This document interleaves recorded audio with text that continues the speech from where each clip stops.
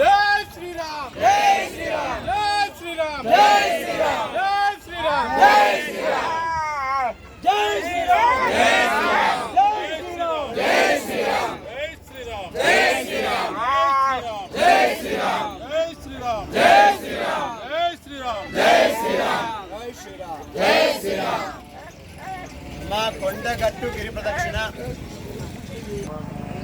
అత్యంత అద్భుతంగా ప్రారంభమైంది.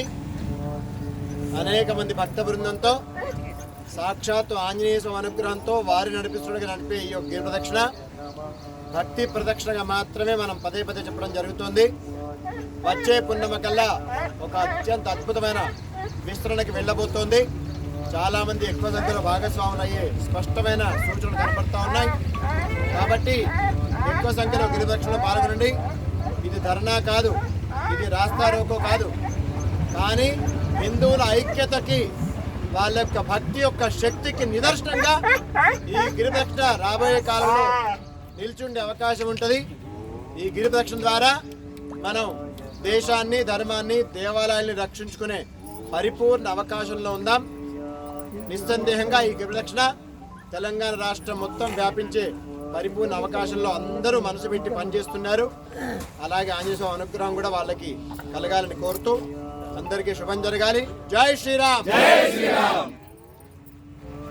కానీ మన ధర్మం కానీ అందరిని హక్కున చేర్చుకుంటుంది.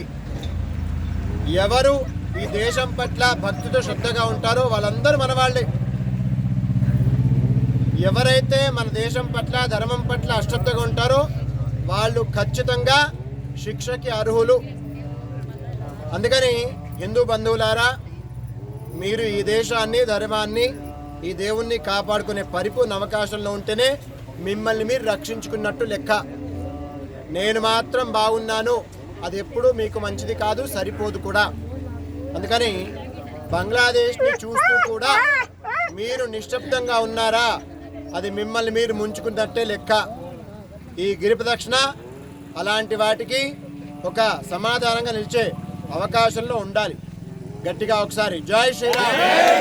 భారత్ మాతా కీ జై.